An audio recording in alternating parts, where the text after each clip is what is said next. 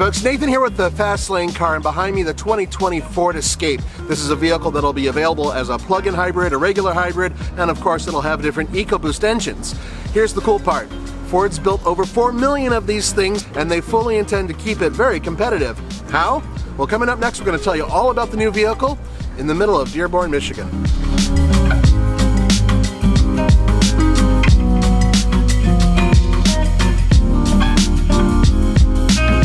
This is an all-new 2020 Ford Escape. Tell us what's new. Well, everything. This is the 4th gen Ford Escape. This is an all-new product built on our C2 flexible architecture. Basically, it's been about 7 years in the making, ever since we launched the old one, the C520, which is our last gen product. So this is a global architecture. The sheet metal's all new, the interior's all new. The powertrains have all been updated. We actually have 4 different powertrains on this vehicle. Everything from our 1.5 EcoBoost up to a plug-in hybrid, a regular hybrid, and a 2-liter GTDI that's going to be one of the best performing engines in the segment. So it's really a all new offering, one of the best breadths of powertrain offerings out there, something for everyone.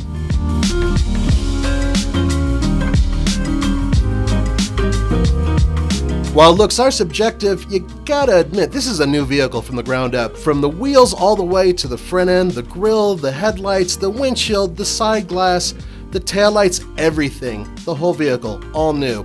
But it still looks a little bit like an Escape. It also looks a little bit like a Porsche from the front, and from the back, well, it shares a little bit of the styling designs of the Toyota RAV4. We're curious to what you guys think. Drop us a comment below. The 2020 Ford Escape is longer, it's lower, it's wider, it has an additional 1 inch of extra articulation, which actually helps with ride according to Ford engineers. Plus, the interior is larger.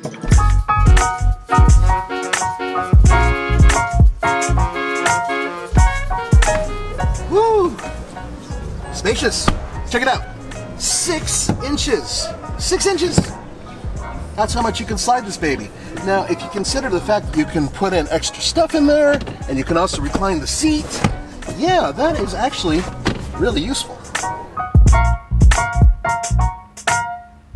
Just like the exterior, the interior is all new, and that means it's loaded with new toys, lots of new tech, including an 8-inch available infotainment screen, a 12.3-inch digital instrument display, an optional 6-inch HUD or heads-up display, and a new rotary knob where you can select the gears.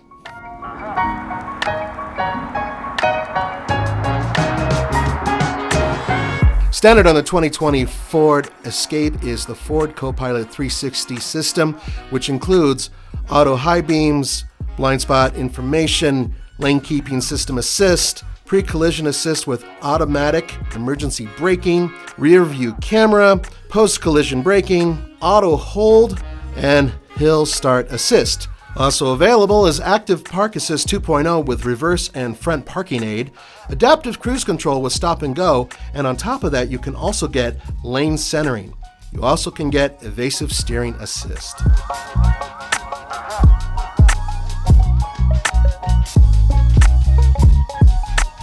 Yeah, one of the things our customers really asked for was, even though they're in a small utility, they want the flexibility to go on those journeys and those weekend trips. And they use this, I mean, this is about 25% of the segment in non-premium space, the small utility. So it's used for a lot of different things. And we wanted to give customers that flexibility they expect in an SUV. So really on this vehicle, that 6 inches of extra legroom gives us best-in-class rear legroom, even more than a Chevy Suburban.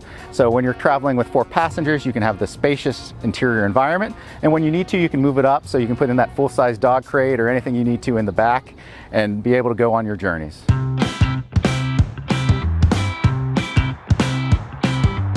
Under the hood, there's a slew of new toys, including the new 250 horsepower 4-cylinder 2-liter EcoBoost engine that makes 275 pound-feet of torque.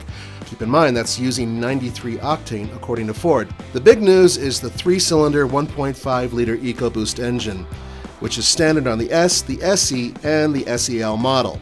It is expected to make, according to Ford, 180 horsepower and 177 pound-feet of torque, once again using 93 octane. It also has cylinder deactivation, which is a first for Ford.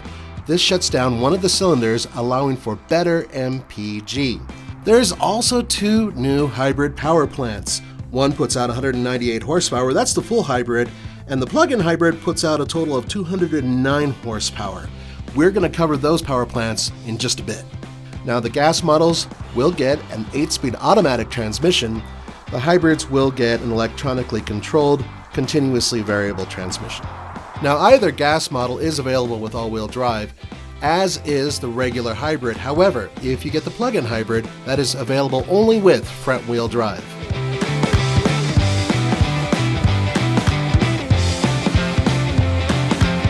That's right, it can tow. If you get the regular version with the 2-liter EcoBoost engine, it can tow up to 3,500 pounds. What we really wanted to do with this product is really be able to tell what Ford's point of view was, what could be with a small utility. So we talked a little bit earlier about having multiple vehicles off this platform. This is really our sleek, stylish, urban intelligent SUV. So we're going to talk about, fun to drive, all the flexibility of a SUV, but all that sleek design that this customer really wants. So that's really what we tried to provide here. And you can kind of see that here with our SE Sport hybrid powertrain, 12.3-inch digital cluster, one of the most intelligent Escape we've ever made, and really combining that to a piece of the segment that we think we can own. The 2020 Ford Escape features a new selectable drive mode system that includes terrain like slippery, snow and sand, eco, sport, and normal. The system works with driver input, traction control system, and power. Best sellers in this class. You have the Nissan Rogue, you have the Toyota RAV4, you have the Honda CR-V.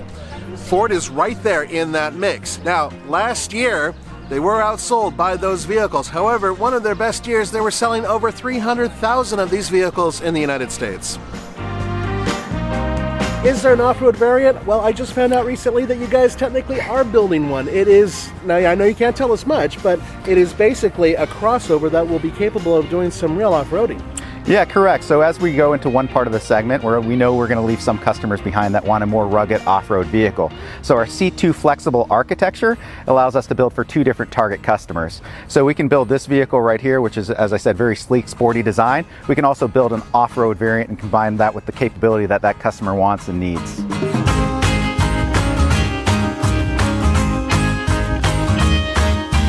What you're looking at here is the comeback story. That's right, Ford has brought back the hybrid. Check it out.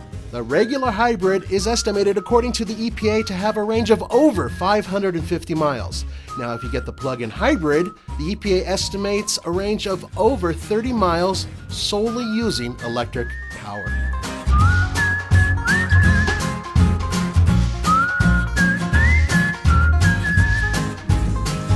Let me take you through the new 2020 Ford Escape Hybrid real quick. First of all, new 2.5-liter Atkins cycle powertrain, basically a new engine. Now what this does is it works in conjunction with this. The battery system right there is about the size of a briefcase. Now depending on the vehicle you get, be it a plug-in hybrid or a regular hybrid, the output obviously is different. Now, come on, a little further back. There are different selectable drive modes, just like in the regular vehicle. And finally, you do have the option to have all-wheel drive. The all-wheel drive system is suspended under a completely different setup than before. It's actually a subframe down there, and it gives you enough space in the back for a large dog kennel. You don't lose any cargo space, even if you have the hybrid.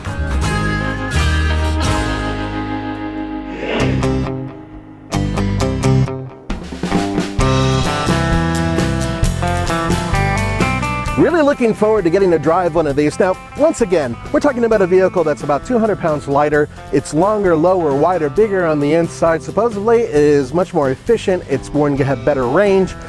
For the Fast Lane car, this is Nathan. Don't forget to go to tflcar.com for news, views, real-world reviews, and future driving of the 2020 Ford Escape. One of the things Ford makes you do if you get them angry, I spent too much time at the salad bar, I think. Or maybe I drink too many sodas, but they're basically like, yeah, you need to recover the vehicle and wash it.